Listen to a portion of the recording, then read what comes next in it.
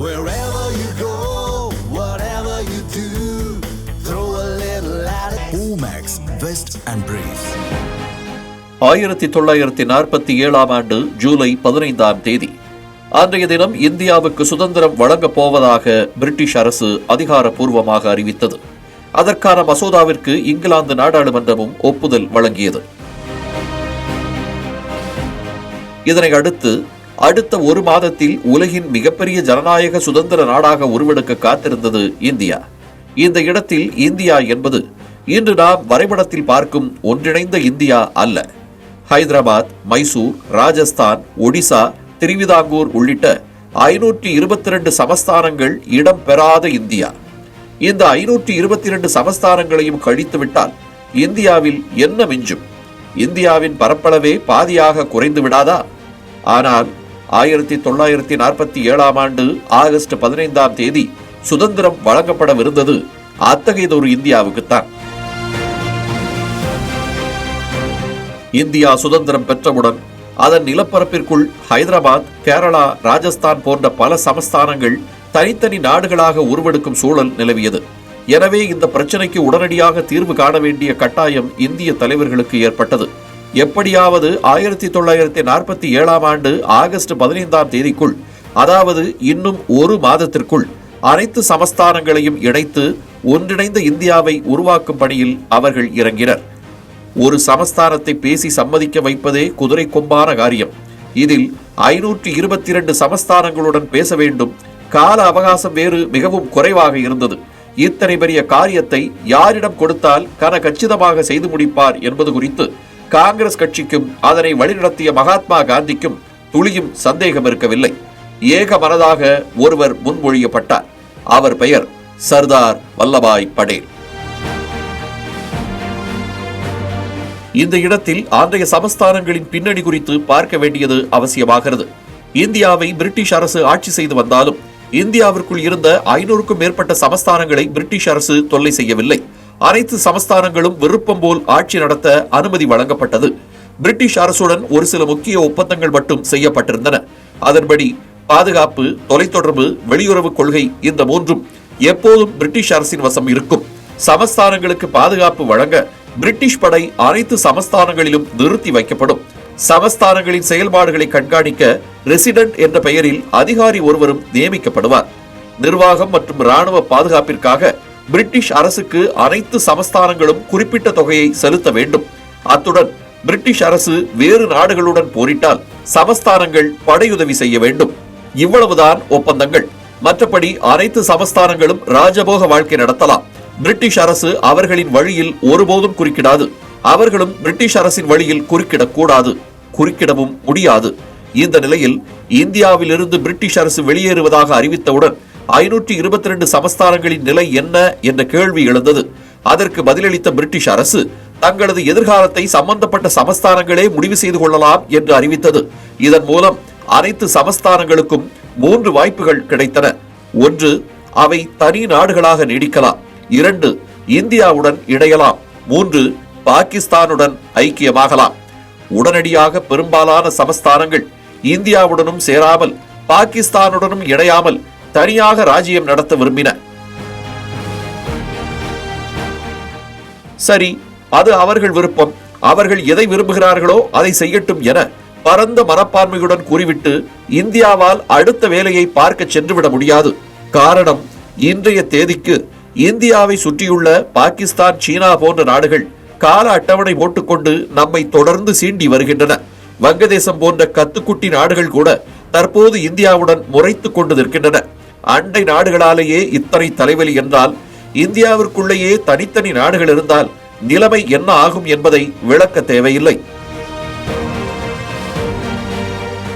உதாரணமாக, நாளை முதல் எங்கள் சமஸ்தானத்திற்குள் இந்தியர்கள் யாரும் நுழையக்கூடாது, மறுபகுதிக்கு செல்ல எங்கள் எல்லைக்குட்பட்ட சாலைகளை பயன்படுத்தக்கூடாது, எங்கள் ஆளுகைக்கு உட்பட்ட பகுதியில் இந்திய விமானங்கள் பறந்தால் சுட்டு வீழ்த்துவோம் என்று ஹைதராபாத், கேரளா, ஒடிசா போன்ற சமஸ்தானங்கள் அறிவித்தால் என்ன ஆவது? இதுவாவது பரவாயில்லை. இந்தியாவிற்குள் உள்ள இஸ்லாமிய சமஸ்தானங்கள் பாகிஸ்தானுடன் இணைந்து விட்டால் நிலைமை இன்னும் மோசமாகிவிடும். இந்தியாவிற்குள்ளேயே ஒரு குட்டி பாகிஸ்தான் தோன்றிவிடும். அது நெருப்பை மடியில் கட்டிக்கொண்டு திரிவதற்கு சமமானது. இன்னும் சரியாக சொல்வதென்றால் எரிமலையை மடியில் கட்டிக்கொண்டிருப்பது போன்றது. ஆகவே அனைத்து சமஸ்தானங்களையும் இந்தியாவுடன் இணைக்கும் பணியில் இறங்கினார் சர்தார் வல்லபாய் படேல். அவருக்கு உறுதுணையாக நின்றார் இந்தியாவின் அப்போதைய உள்துறை செயலாளரான VP மேனன். இந்த இருவர் காம்போதான் வரைபடத்தில் இன்று நாம் காணும் ஒன்றிணைந்த இந்தியாவிற்கு காரணம். சமஸ்தானங்களை இந்தியாவுடன் இணைக்கும் முயற்சியின் முதற்கட்டமாக 1947 ஆண்டு ஜூலை 26 ஸ்டேட்ஸ் டிபார்ட்மெண்ட் என்ற மாநிலங்கள் துறை உருவாக்கப்பட்டது. முதல் வேலையாக லண்டனை தொடர்பு கொண்ட வல்லபாய் படேல் எந்த காரணத்தை முன்னிட்டும் சமஸ்தானங்கள் சுதந்திரமாக இருப்பதற்கு ஆதரவாக பிரிட்டிஷ் அரசு செயல்படக்கூடாது என்று கேட்டுக்கொண்டார். அவ்வாறு செய்தால் இந்தியாவை துண்டு போட லண்டன் துணை போனதாக ஆகிவிடும் என்று கூறினார். இந்தியா இன்னும் சுதந்திரம் பெறவில்லை. ஆகவே சமஸ்தானங்கள் அனைத்தும் இன்னும் பிரிட்டிஷ் அரசின் மேற்பார்வையில்தான் உள்ளன. எனவே சமஸ்தானங்களை இந்தியாவுடன் இணைக்க வேண்டுமென்றால் அதற்கு பிரிட்டிஷ் அரசின் உதவி தேவை. ஆகவே வைஸ்ராய் மவுண்ட் பேட்டன் பிரபுவை சந்தித்து உதவி கோரினார் படேல். மகாத்மா காந்தியும் மவுண்ட் பேட்டனை சந்தித்து இது தொடர்பாக பேசினார். சுதேச சமஸ்தானங்கள் விவகாரத்தில் செய்ய வேண்டியதை செய்யும்படி வலியுறுத்திய அவர், பிரிட்டிஷ் அதிகாரிகள் இந்தியாவை பல்வேறு துண்டுகளாக்கிவிட்டு வெளியேறினார்கள் என்ற அவப்பெயர் ஏற்படாமல் பார்த்துக் கொள்ளுங்கள் என்று கூறினார். சமஸ்தானங்கள் அனைத்தும் தனியாக இருக்க முடிவெடுத்தால் வரும் ஆகஸ்ட் 15 நிச்சயம் கலவரம் வெடிக்கும் என்று தன்னுடைய அச்சத்தையும் வெளிப்படுத்தினார். இந்தியாவில் இருந்து பாகிஸ்தான் என்ற நாடு உருவான போது வெடித்த கலவரத்தை வரலாறு என்றைக்கும் மறக்காது. லட்சக்கணக்கில் கொத்து கொத்தாக மக்கள் கொல்லப்பட்டனர். இரு நாட்டு எல்லையில் ஓடிய இரத்த ஆறு வற்ற பல மாதங்களானது. புதிதாக இரு நாடுகள் உருவானதற்கே இந்த கதியென்றால் 100 கணக்கில் புற்றீசல்கள் போல் நாடுகள் முளைத்தால் விளைவு கற்பனைக்கு எட்டாததாகத்தான் இருக்கும் என்பதை படேல் நன்றாகவே உணர்ந்திருந்தார். 1947 ஆண்டு ஜூலை 25 அனைத்து சமஸ்தான மன்னர்களையும் ஒரே நேரத்தில் சந்திக்க ஏற்பாடு செய்யப்பட்டது. நீங்கள் அனைவரும் இந்தியாவுடனும் இணையாமல் பாகிஸ்தானுடனும் இணையாமல் இருந்தால் குழப்பமும் வன்முறையும் தான் மிஞ்சும். தனித்து செயல்பட்டால் உங்கள் சமஸ்தானங்களில் உள்நாட்டு குழப்பம் ஏற்படும். எனவே ஆகஸ்ட் 15 அனைவரும் இந்தியாவுடன் இணைந்து விடுங்கள். அதனால் நம் இருவருக்கும் சாதகமான அம்சங்கள் பல உள்ளன என்று விளக்கப்பட்டது. சிறிய சமஸ்தானங்களுக்கு வேறு வழியில்லை. அடுத்த நொடியே இந்தியாவுடன் வந்து இணைந்து கொண்டன. ஆனால் ஹைதராபாத், திரிவிதாங்கூர் போன்ற மிகப்பெரிய சமஸ்தானங்கள் இந்தியாவுடன் இணைய விரும்பவில்லை. தனியாகவே ஆட்சி நடத்திக் கொள்வதாக தெரிவித்தன. இந்தியா அனைத்து சமஸ்தானங்களையும் அழைத்து உபசரித்து தேநீர் தின்பண்டங்கள் கொடுத்து பேச்சுவார்த்தை நடத்தி கடைசியில் தன்னுடன் இணைத்துக் கொள்வதை பார்த்து கொண்டு பாகிஸ்தான் அமைதியாக இருக்குமா? எனவே தன் பங்குக்கு பல்வேறு சமஸ்தானங்களுடன் பாகிஸ்தானும் பேச்சுவார்த்தை நடத்தியது. ஆசை வார்த்தை காட்டியது. சலுகைகளை அள்ளி இறைத்தது. கடைசிக்கு இஸ்லாமிய சமஸ்தானங்களையாவது தங்கள் பக்கம் ஈர்த்துவிட பாகிஸ்தான் முயற்சித்தது. படேலுக்கு இருக்கும் தலைவலி போதாதென்று தற்போது புதிய தலைவலிகளை பாகிஸ்தான் கொடுக்க தொடங்கியது. சமஸ்தானங்கள் இந்தியாவுடன் இணைவது முக்கியம்தான். ஆனால் அதைவிட முக்கியமானது எக்காரணம் கொண்டும் அவை பாகிஸ்தானுடன் இணைந்துவிடக்கூடாது. இதனை நன்கு உணர்ந்த படேல் அதனை தடுப்பதற்கான வியூகங்களை வகுக்க தொடங்கினார். இந்தியாவுடன் இணைய தங்களுக்கு கூடுதலாக சலுகைகள் வழங்க வேண்டும் என்று பல சமஸ்தானங்கள் கோரிக்கை விடுத்தன. படேலுக்கு கடிதம் எழுதிய பரோடா மன்னரான மகாராஜா பிரதாப் சிங் தான் இந்தியாவுடன் இணைய வேண்டுமென்றால் தன்னை இந்தியாவின் மன்னராக அறிவிக்க வேண்டும், இல்லாவிட்டால் இந்தியாவுடன் இணைய மாட்டேன் என்று தெரிவித்தார். இத்தகைய பல நகைச்சுவைகளை படேல் சந்தித்தார். இருந்தாலும் அனைவருக்கும் ஒரே மாதிரியான சலுகைகளைத்தான் வழங்குவது என்ற முடிவில் அவர் உறுதியாக இருந்தார். இந்தியாவுடன் இணையும் சமஸ்தான மன்னர்களின் சொத்துக்கள் பாதுகாக்கப்படும் எனவும் மாநிலத்தின் அளவுக்கும் வருவாய்க்கும் தக்க வகையில் மன்னர்களுக்கு ஆண்டுதோறும் குறிப்பிட்ட தொகை வழங்கப்படும் எனவும் விளக்கினார். முக்கியமான சமஸ்தானங்கள் இந்தியாவுடன் எவ்வாறு இணைக்கப்பட்டன என்பது குறித்து தற்போது பார்க்கலாம். முதலில் கேரளாவை உள்ளடக்கிய திரிவிதாங்கூர் சமஸ்தானம். தொடக்க முதலே திரிவிதாங்கூர் தனியாக இயங்குவது என்ற முடிவில் உறுதியாக இருந்தது. இந்த முடிவை எடுத்தவர் அந்த சமஸ்தானத்தின் திவானான சர் CP ராமசாமி ஐயங்கார். அவரின் அந்த முடிவுக்கு மகாராஜாவும் துணை நின்றார். ஆனால் திருவிதாங்கூரில் இருந்த காங்கிரஸ் கட்சியினர் சமஸ்தானத்தை இந்தியாவுடன் இணைக்க வேண்டும், இல்லாவிட்டால் போராட்டம் நடத்தப்படும் என எச்சரித்தனர். திருவிதாங்கூரை இந்தியாவுடன் இணைக்க வேண்டுமென்றால் சிபி ராமசாமி ஐயங்காரை சம்மதிக்க வைத்தால் போதும் என்பதை படேல் உணர்ந்திருந்தார். எனவே அவரிடம் பேச்சுவார்த்தை நடத்த அதிகாரிகளை அனுப்பினார். ஜூலை 20ஆம் தேதி உள்துறை செயலாளர் VP மேனன் சிபி ராமசாமியை சந்தித்தார். உங்களை போன்ற முக்கிய நபர்கள் இந்தியாவுடன் இணைய சம்மதம் தெரிவித்தால் பிற சமஸ்தானங்களும் உங்களை பின்பற்றி இந்தியாவுடன் இணைய முன்வரும். நீங்கள் அவ்வாறு செய்வது நாட்டிற்கு செய்யும் மிகப்பெரிய சேவையாகவும் அமையும் என்று மவுண்ட் பேட்டனும் தெரிவித்தார். அவர்கள் பேசுவதையெல்லாம் உன்னிப்பாக கவனித்த சிபி ராமசாமி ஜூலை 27ஆம் தேதி தனது முடிவை தெரிவிக்கிறேன் என்று கூறிவிட்டு சென்றார். ஆனால் அடுத்த சில நாட்களில் அவர் மீது சிலர் தாக்குதல் நடத்தினர். இந்தியாவுடன் இணைய மறுத்ததால் தான் அவர் தாக்கப்பட்டதாக சிலர் கூறுகிறார்கள். உடனடியாக மவுண்ட் பேட்டனுக்கு கடிதம் எழுதிய திருவிதாங்கூர் மகாராஜா தாங்கள் இந்தியாவுடன் இணைவதாக அறிவித்தார். திருவிதாங்கூரை எப்படி இந்தியாவுடன் இணைப்பது என்று படேல் உள்ளிட்டோர் குழம்பிக் கொண்டிருந்த நிலையில் மிக எளிதாக இணைப்பு சாத்தியமானது. அடுத்ததாக ஜோத்பூர் சமஸ்தானத்தை தங்கள் பக்கம் இழுப்பதற்கான வேலைகள் முடுக்கிவிடப்பட்டன. அந்த சமஸ்தானம் பாகிஸ்தானுக்கு அருகில் இருந்தது. கிட்டத்தட்ட தமிழ்நாட்டிற்கு நிகரான நிலப்பரப்பை கொண்ட சமஸ்தானம் அது.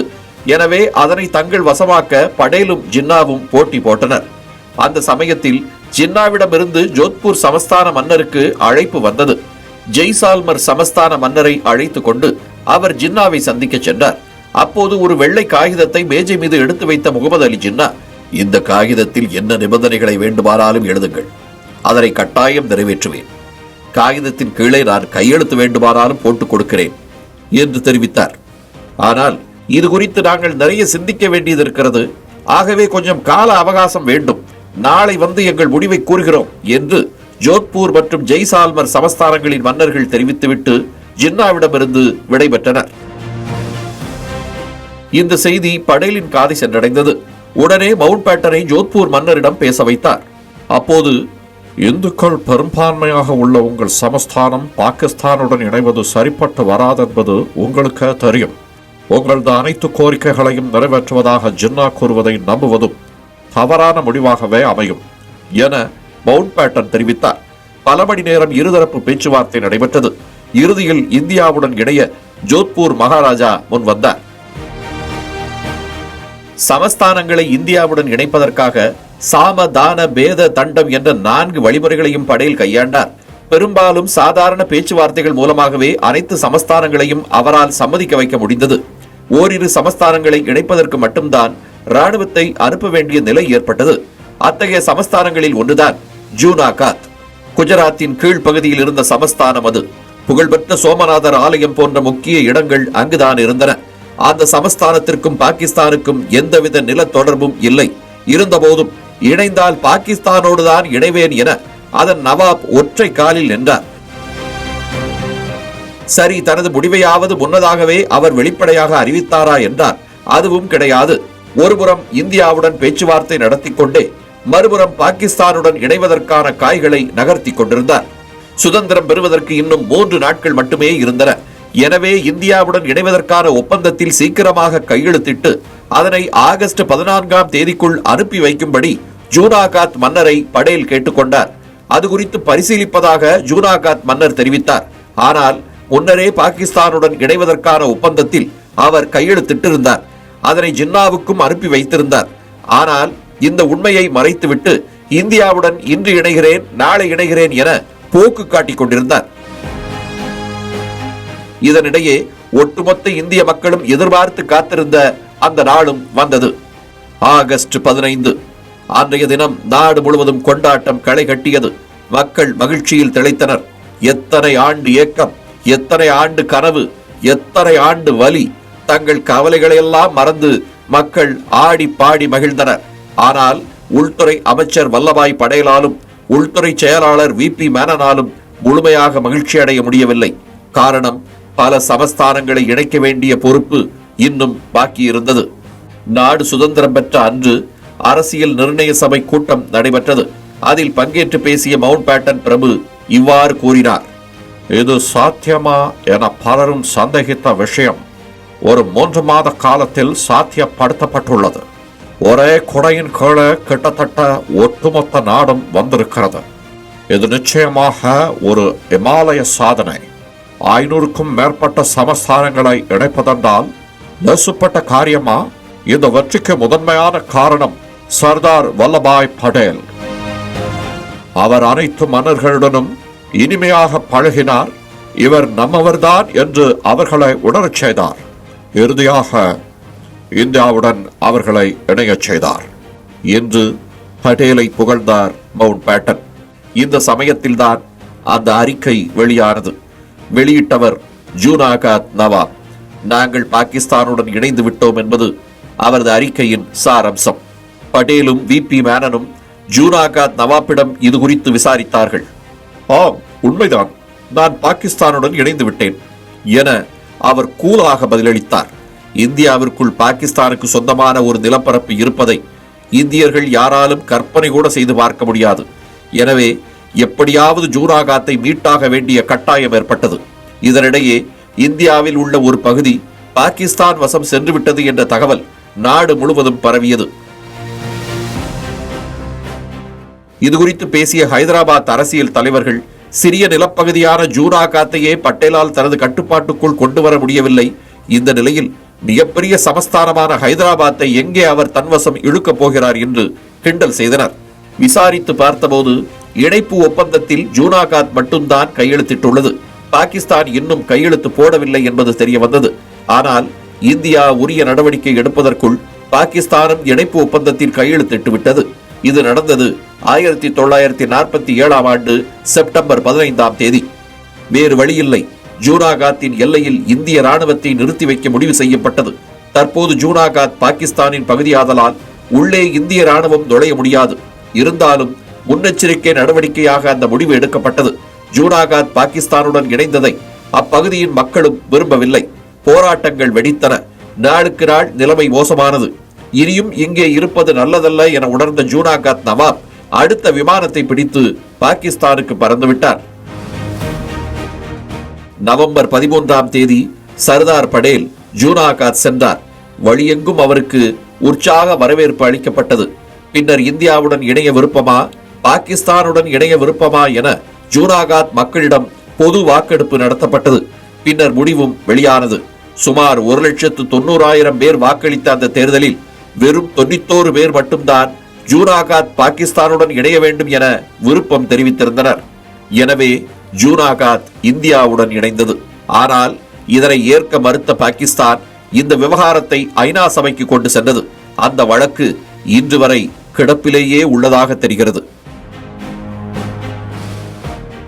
இப்படி ஒவ்வொரு நிலப்பரப்பும் போராடி போராடி இந்தியாவுடன் இணைக்கப்பட்டன. 1949ஆம் ஆண்டு ஆகஸ்ட் 15ஆம் தேதி மணிப்பூர், திரிபுரா உள்ளிட்ட மாநிலங்கள் இந்தியாவுடன் இணைந்தன. தமிழகத்தில் உள்ள புதுக்கோட்டை கூட அந்த சமயத்தில் இந்தியாவுடன் இணையாமல் தனியாக இருந்தது. பின்னர்தான் 1948ஆம் ஆண்டு மார்ச் 3ஆம் தேதி புதுக்கோட்டை மெட்ராஸ் மாநிலத்தின் கீழ் வந்தது. ஒரு வழியாக அனைத்து சமஸ்தான பிரச்சனைகளும் கொஞ்சம் கொஞ்சமாக சுமூக முடிவை கண்டு வந்தன. ஆனால் தென்னிந்தியாவில் ஒரு சமஸ்தானத்தை மட்டும் என்ன முயன்றும் வழிக்கு கொண்டு வர முடியவில்லை. போர் செய்து ரத்தம் சிந்தினால் மட்டும்தான் அதனை இந்தியாவுடன் இணைக்க முடியும் என்ற தவிர்க்க முடியாத நிலை ஏற்பட்டது. அந்த சமஸ்தானம் ஹைதராபாத். இந்தியாவிலிருந்து பாகிஸ்தான் பிரிக்கப்பட்டதை போல ஹைதராபாத்தையும் பிரித்து தனி நாடாக அறிவிக்க வேண்டும் என்பதே ஹைதராபாத் நிஜாமின் ஆசையாக இருந்தது. அவரை பொறுத்தவரை இந்தியாவுடன் இணைவது என்ற பேச்சுக்கே இடமில்லை. ஹைதராபாத்தில் மஜ்லிஸ் இட்டாத்துல் முஸ்லிமீன் என்ற இஸ்லாமியல் அரசியல் கட்சி இருந்தது. அதன் துணை ராணுவ பிரிவான ரசாக்கர்ஸின் தலைவனாக ரஸ்வி என்பவன் இருந்தான். இந்தியாவுடன் இணைய ஹைதராபாத் நிஜாமே சம்மதித்தாலும் ரஸ்வி விடுவதாக இல்லை. ஹைதராபாத்தை இஸ்லாமிய சமஸ்தானமாகவே தொடர வைக்க விரும்பிய அவன் இந்துக்களுக்கு எதிராக வன்முறைகளை கட்டவிழ்த்து விட்டான். எங்களை ஆக்கிரமிக்க இந்திய ராணுவம் ஹைதராபாத்திற்குள் காலடி எடுத்து வைத்தால் 1,60,00,000 உடல்கள் கொழுந்துவிட்டு எரிந்து கொண்டிருக்கும். நாங்கள் வாழவில்லை என்றால் யாரையும் வாழ விட மாட்டோம் என்று அவன் கர்ஜித்தான். இந்தியா எப்போது வேண்டுமானாலும் தாக்குதல் நடத்தலாம். ஆகவே எதற்கும் தயாராக இருக்கும் பொருட்டு ரசாக்கர்ஸ் ராணுவ பிரிவில் ஆயிரக்கணக்கில் இளைஞர்களை இணைத்து பயிற்சி அளிக்கப்பட்டது. மத்திய கிழக்கு நாடுகள் சிலவற்றில் ஆளும் அரசுக்கு இணையாக சில தீவிரவாத இயக்கங்கள் வலுவாக இருப்பதை பார்க்கிறோம். அத்தகைய ஒரு பலம் வாய்ந்த தீவிரவாத இயக்கமாகத்தான் ரசாக்கர்ஸ் ராணுவ பிரிவு தலை தூக்கியது. எப்போதும் ஆயுதங்களுடன் அதன் உறுப்பினர்கள் அலையத் தொடங்கினர். சிறுபான்மையினர் மீது ஏன் எதற்கு என்று எந்த காரணமும் இல்லாமல் வன்முறையை செலுத்தினர். ஹைதராபாத் நிஜாமும் அவர்களை தட்டி கேட்கவில்லை, மாறாக அவர்களை தட்டி கொடுத்தார். ஹைதராபாத்தை இந்தியாவுடன் இணைக்க படையில் கொஞ்சம் முயற்சி மேற்கொண்டால் போதும். ஹைதராபாத்தில் சில டஜன் தலைகள் சாலையில் உருண்டோடும். இந்துக்களின் குடியிருப்புகள் அடித்து நொறுக்கப்படும். காரணமே இல்லாமல் இந்துக்கள் சுட்டுக் கொல்லப்படுவார்கள். மொத்தத்தில் ஹைதராபாத் வன்முறை களமாக மாறியது. ஹைதராபாத் இந்தியாவுடன் இணைய வேண்டும் என்று வெளிப்படையாக சொல்ல வேண்டாம், நினைத்தாலே போதும். நெற்றி பொட்டு வழியாக தோட்டா புகுந்து பின்மண்டை வழியாக வெளியேறும். காந்தியடிகள் இறந்தபோது அவரது அஸ்தியை ஹைதராபாத்தில் கரைக்க கூட ரசாக்கர்ஸ் அனுமதி வழங்கவில்லை.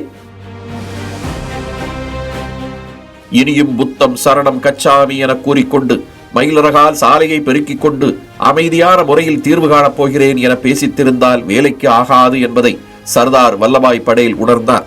ஆகவே ராணுவத்தை அனுப்ப முடிவெடுத்தார். படேலின் இந்த முடிவு நேருவை ஆத்திரம் கொள்ள செய்தது.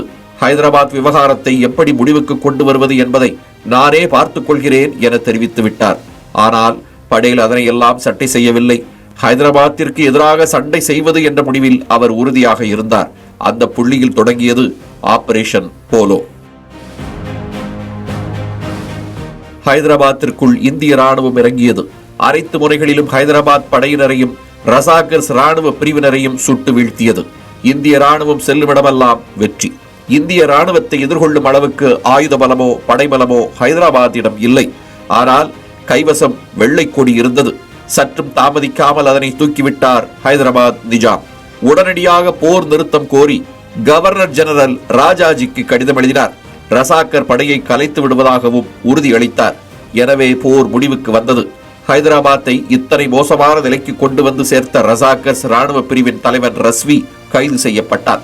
இறுதியாக ஹைதராபாத்தும் இந்தியாவுடன் இணைந்தது.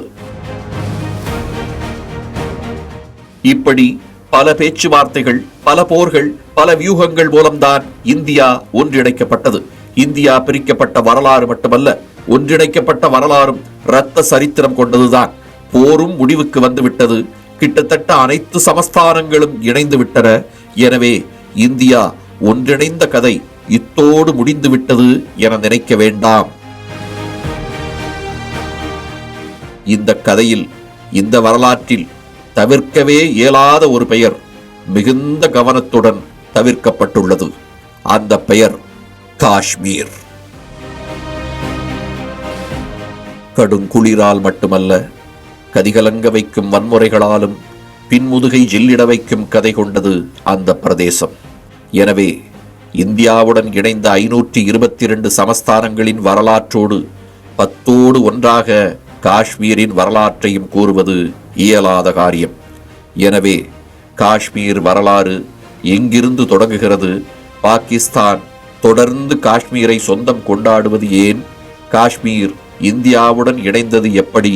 காஷ்மீரில் இருந்து லட்சக்கணக்கான பண்டிட்டுகள் விரட்டி அடிக்கப்பட காரணம் என்ன? பனிபொழியும் பகுதியான காஷ்மீர் எப்போதும் இந்திய அரசியலை அனல் பறக்க வைப்பது ஏன் என்பது குறித்த முழு விவரங்களை பேசும் வரலாறு பகுதியில் விரிவாக பார்க்கலாம் விரைவில்.